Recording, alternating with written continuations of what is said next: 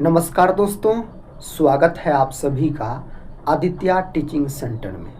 तो आप सभी दोस्त लोग कैसे हैं? हम उम्मीद करते हैं कि बहुत अच्छे होंगे और आप सभी दोस्त लोग अपने एग्ज़ाम की तैयारी बहुत ज़बरदस्त तरीके से कर रहे होंगे।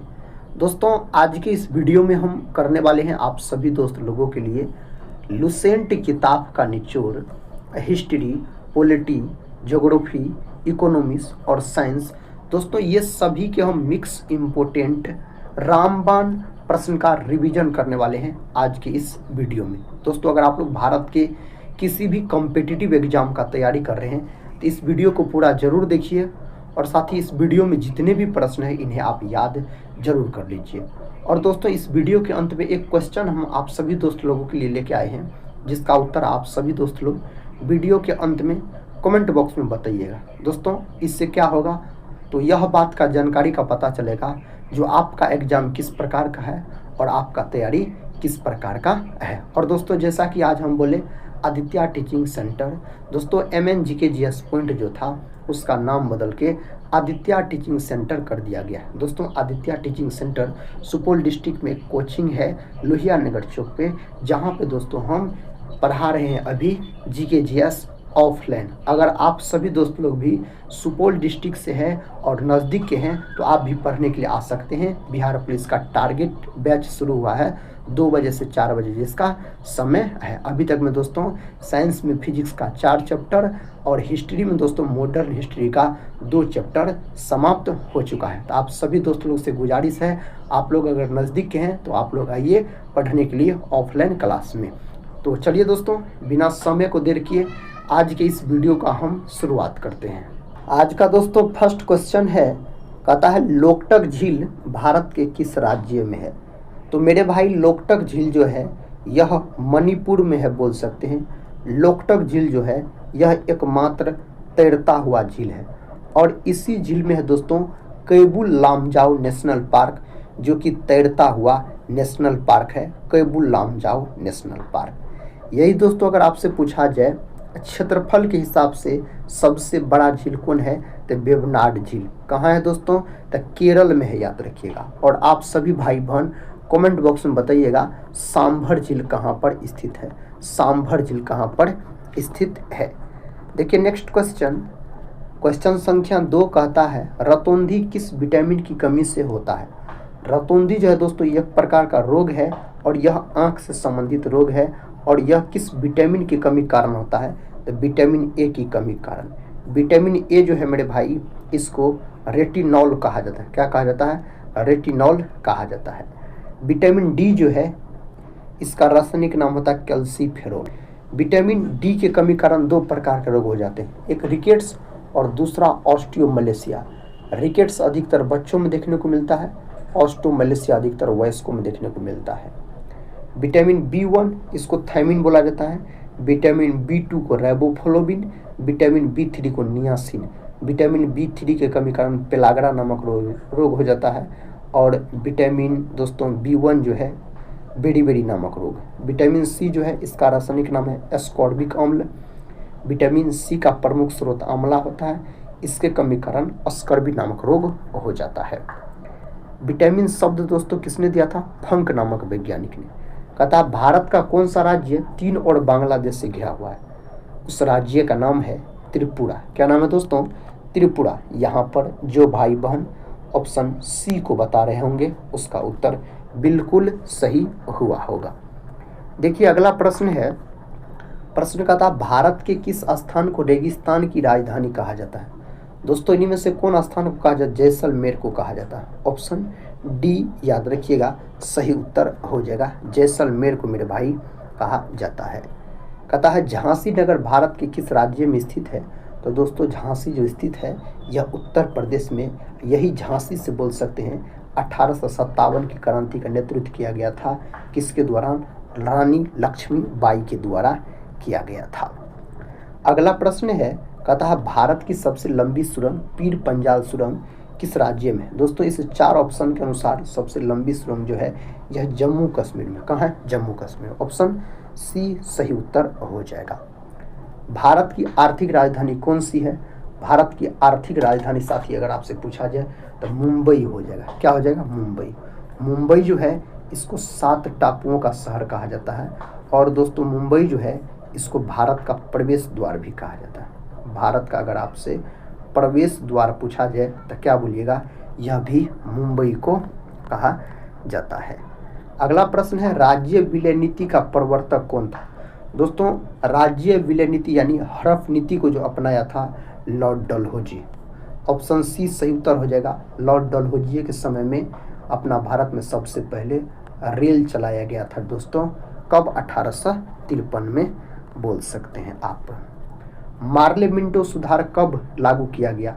मार्ले मिंटो सुधार जो है यह 1909 में लागू किया गया। ऑप्शन डी 1909 में लागू किया गया। कहता पंपास किस महाद्वीप में स्थित घास मैदान है? दोस्तों बात हो रहा है यहाँ पर मेरे भाई पंपास का। तो सही उत्तर मेरे भाई दक्षिण अफ्रीका। जो दोस्त लोग ऑप्शन डी यहाँ पर लॉक किए हैं उसका उत्तर बिल्कुल सही है। कहता सूर्य में मुख्य रूप से कौन सा ईंधन मौजूद होता है? सूर्य में दोस्तों पूछा गया है तो सही उत्तर यहाँ पर हाइड्रोजन। याद रखिए क्या? हाइड्रोजन। सूर्य में हाइड्रोजन भी होता है और हीलियम भी होता है मेरे भाई। सबसे अधिक मात्रा में हाइड्रोजन होता है। कितना प्रतिशत? 71% बोल सकते हैं आप। नेक्स्ट क्वेश्चन है, विरूपाक्ष मंदिर का निर्माण किस वंश ने करवाया था? विरूपाक्ष मंदिर का निर्माण चालुक्य वंश के शासक के द्वारा करवाया गया।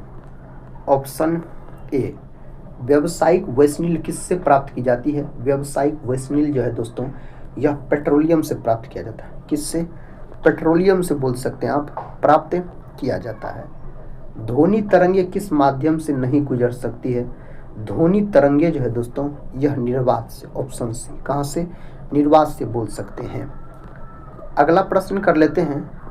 प्रश्न कहता है महात्मा गांधी को गोली किसने मारी थी? दोस्तों महात्मा गांधी को जो गोली मारा गया नाथूराम गोडसे के द्वारा मारा गया। कब मारा गया? तो 30 जनवरी 1948 को मारा गया था दोस्तों। इसीलिए 30 जनवरी के दिन शहीद दिवस के रूप में मनाया जाता है। कौन दिवस? शहीद दिवस के रूप में मनाया जाता है। कहता गांधी जी को चंपारण आने के लिए किसने प्रेरित किया था? दोस्तों यह प्रश्न कई बार पूछा गया है। इसका सही उत्तर मेरे भाई राजकुमार शुक्ल हो जाएगा। राजकुमार शुक्ल। अगला प्रश्न है, सत्याग्रह शब्द का प्रथम प्रयोग गांधी जी ने कहाँ किया था? तो दोस्तों इसका प्रयोग दक्षिण अफ्रीका में किया था पहली बार गांधी जी। कहाँ? दक्षिण अफ्रीका बोल सकते हैं। गदर पार्टी की स्थापना किसके नेतृत्व में हुआ था? गदर पार्टी का जो दोस्तों स्थापना हुआ था लाला हरदयाल और सोहन सिंह भाखना इसके नेतृत्व करता थे। दोस्तों कब हुआ था? तो 1913 में हुआ था।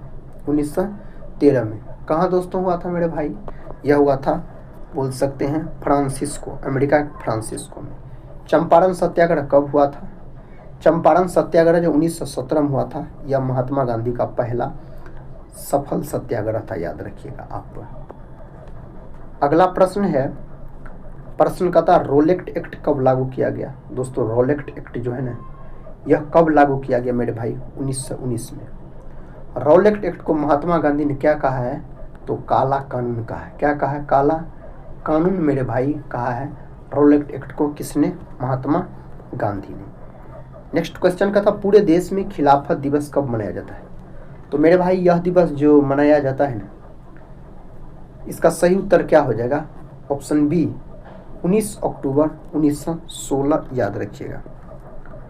अगला प्रश्न है, प्रश्न का था जालियांवाला बाग हत्याकांड कहाँ हुआ था? दोस्तों यह हुआ था अमृतसर में, पंजाब के अमृतसर में।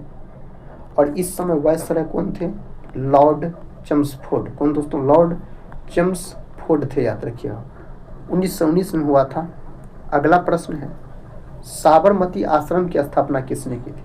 साबरमती दोस्तों आश्रम का अगर आपसे स्थापना पूछा जाए तो इसका सही उत्तर क्या हो जाएगा? महात्मा गांधी हो जाएगा। Option A. और कब दोस्तों? तो 1915 में। कब मेरे भाई? 1915 में किया गया था इसका स्थापना। कहता कुव्वत उल इस्लाम मस्जिद कहाँ स्थित है? मेरे भाई यह कहाँ स्थित है? इससे 4 ऑप्शन में से सही उत्तर क्या हो जाएगा? तो मेरे दोस्त इस प्रश्न का अगर सही उत्तर का हम बात करते हैं तो ऑप्शन बी हो जाएगा। क्या हो जाएगा? ऑप्शन बी दिल्ली में यह स्थित है। कहाँ? दिल्ली में आप बोल सकते हैं। कहता है अटाला मस्जिद कहाँ पर स्थित है? दोस्तों यह मस्जिद जो है यह जौनपुर में स्थित है। कहाँ? जौनपुर में बोल सकते हैं स्थित है। कहता जहाज महल किस स्थान पर स्थित है? दोस्तों जहाज महल जो है यह स्थित है मालवा। ऑप्शन ए मालवा आप बोल सकते हैं। कहता अजंता की चित्रकारी में क्या निरूपित किया गया? दोस्तों इसका सही उत्तर क्या हो जाएगा? जातक, याद रखिएगा जातक। पंचतंत्र जो है दोस्तों यह विष्णु शर्मा के द्वारा लिखा गया। किसके द्वारा? विष्णु शर्मा के द्वारा मेरे भाई लिखा गया है पंचतंत्र का, अगर हम बात करते हैं तो। नेक्स्ट क्वेश्चन देखिए, कहता चित्तौड़ का कीर्ति स्तंभ किसके शासनकाल में निर्मित हुआ था? यह किसके शासनकाल में मेरे भाई निर्मित हुआ था? इस 4 ऑप्शन में से सही उत्तर हो जाएगा राणा कुंभा। ऑप्शन सी राणा कुंभा आप बोल सकते हैं। भारत में प्रथम मकबरा जो शुद्ध इस्लामी शैली में निर्मित हुआ था किसका मकबरा था? तो यह दोस्तों बलबन का मकबरा था। बलबन ने भारत में रक्त और लौह की नीति को अपनाया। रक्त और लौह की नीति को अपनाया है। अलाई दरवाजा का निर्माण किस सुल्तान ने करवाया? दोस्तों अलाई दरवाजा का जो निर्माण है यह अलाउद्दीन खिलजी के द्वारा किया गया। बोल सकते हैं आप बाजार नियंत्रण प्रणाली, इसका भी शुरुआत अलाउद्दीन खिलजी के द्वारा किया गया। अलाउद्दीन खिलजी को द्वितीय सिकंदर के नाम से भी जाना जाता है। माउंट आबू में स्थित प्रसिद्ध जैन मंदिर कौन सा है? दोस्तों उसका नाम क्या है? दिलवाड़ा मंदिर। ऑप्शन डी दिलवाड़ा मंदिर, याद रखिएगा। बिंबिसार और अजातशत्रु किस राजवंश से संबंधित थे? तो मेरे भाई बिंबिसार और अजातशत्रु जो है यह हर्यक वंश से संबंधित है। बिंबिसार के पुत्र हो जाते हैं अजातशत्रु। नेक्स्ट क्वेश्चन कहता है नंद वंश की स्थापना किसने की थी? दोस्तों नंद वंश का जो स्थापना है महापद्मनंद के द्वारा किया गया था। Option D. अगला प्रश्न, मौर्य साम्राज्य का संस्थापक कौन था? दोस्तों मौर्य साम्राज्य का संस्थापक चंद्रगुप्त मौर्य हो जाएगा। ऑप्शन बी मेरे भाई चंद्रगुप्त मौर्य। अर्थशास्त्र पुस्तक के लेखक कौन थे? अर्थशास्त्र पुस्तक के लेखक चाणक्य हो जाता है, यानी विष्णुगुप्त, इसी को कौटिल्य भी कहा जाता है। और चाणक्य के द्वारा जो अर्थशास्त्र नामक पुस्तक लिखा गया वह राजनीति पर आधारित है। अशोक ने कलिंग युद्ध किस वर्ष लड़ा था? दोस्तों 261 ईसा पूर्व में अशोक ने कलिंग युद्ध लड़ा था। नेक्स्ट क्वेश्चन देखिए, कहता है मौर्य साम्राज्य का अंतिम शासक कौन था? दोस्तों यहाँ पर क्या हो जाएगा? वृद्धरथ हो जाएगा। मौर्य साम्राज्य का अगर अंतिम शासक आपसे मेरे भाई पूछा जाए तो प्रथम कौन थे? चंद्रगुप्त मौर्य। दूसरा दोस्तों बिंदुसार। उसके बाद कौन थे? अशोक। शक संवत की स्थापना 78 ईस्वी में किसने किया था? यह कनिष्क के द्वारा किया गया। किसके द्वारा? कनिष्क के द्वारा मेरे भाई किया गया था। नेक्स्ट क्वेश्चन है चौथी बौद्ध परिषद कहाँ आयोजित की गई थी? कुंडलवन कश्मीर में। और यह बौद्ध संगीति दोस्तों कनिष्क के समय में। राजा कौन था? तो कनिष्क, याद रखिएगा राजा था। अगला प्रश्न है, कहता है गुप्त साम्राज्य की स्थापना किसने की थी? गुप्त साम्राज्य का स्थापना दोस्तों श्रीगुप्त ने किया था। कौन? श्रीगुप्त ने। लेकिन गुप्त वंश का वास्तविक संस्थापक पूछा जाए तो चंद्रगुप्त प्रथम को लॉक कीजिएगा। चंद्रगुप्त प्रथम को। किसे भारत का नेपोलियन कहा जाता है? तो भारत का नेपोलियन समुद्रगुप्त को कहा जाता है। और आप सभी भाई बहन बताइएगा ईरान का नेपोलियन किसको कहा जाता है? ईरान का नेपोलियन दोस्तों पता है तो आप लोग कमेंट बॉक्स में बताइए। जय जवान जय किसान का नारा किसने दिया था? मेरे भाई यह बहुत प्रसिद्ध नारा है। यह किसके द्वारा दिया गया था?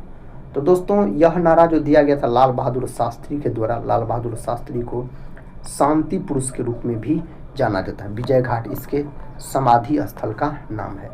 बोध गया किस धर्म से जुड़ा हुआ है? दोस्तों बोध गया जो है यह बौद्ध धर्म से जुड़ा हुआ। कौन धर्म से? बौद्ध धर्म से मेरे भाई यह जुड़ा हुआ है। भारत में पहली रेलगाड़ी कब चली थी?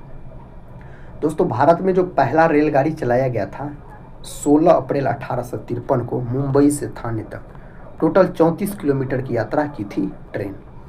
भारत का कौन सा शहर गुलाबी नगरी के नाम से प्रसिद्ध है? तो मेरे भाई जयपुर को कहा जाता है। किसको? जयपुर को इस नाम से जाना जाता है। नेक्स्ट क्वेश्चन है, इनकलाब जिंदाबाद का नारा किसने दिया? दोस्तों इस नारा को प्रसिद्ध बनाया सरदार भगत सिंह। ऑप्शन बी सही उत्तर हो जाएगा। संविधान सभा के अध्यक्ष कौन थे? यहाँ पर दोस्तों सही उत्तर का अगर हम बात करते हैं डॉक्टर राजेंद्र प्रसाद हो जाएगा। इसको 11 दिसंबर 1946 को संविधान सभा का अस्थाई अध्यक्ष चुना गया था। और अस्थाई दोस्तों कौन है? सच्चिदानंद सिन्हा जी। अलीगढ़ किस उत्पाद के लिए प्रसिद्ध है? तो दोस्तों यह जो प्रसिद्ध है ताले के लिए। किसके लिए? ताले के लिए मेरे भाई यह प्रसिद्ध है। कहता बैसाखी पर्व किस धर्म से संबंधित है? बैसाखी पर्व दोस्तों सिख धर्म से संबंधित है। कौन धर्म से? सिख धर्म से संबंधित है। कहता शाहनामा ग्रंथ की रचना किसने की थी? इसका रचना फिरदौसी के द्वारा किया गया। किसके द्वारा दोस्तों? फिरदौसी के द्वारा। मिर्जा गालिब जो है यह 1857 की क्रांति के समय शायर था दोस्तों। मिर्जा गालिब ही बोल सकते हैं। और इस प्रश्न का उत्तर आप सभी दोस्त लोगों को HW के रूप में है और कमेंट बॉक्स में बताना है। और देखते कौन कौन दोस्त लोग इस प्रश्न का उत्तर बताते हैं।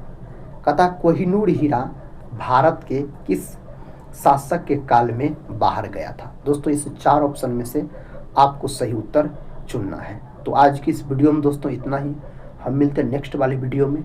आप सभी दोस्त लोग से यही बोलेंगे वीडियो के अंत में, पढ़ते रहिए और अपने एग्जाम की तैयारी में लगे रहिए। हम मिलते हैं नेक्स्ट वाले वीडियो में। तब तक के लिए जय हिंद, जय भारत।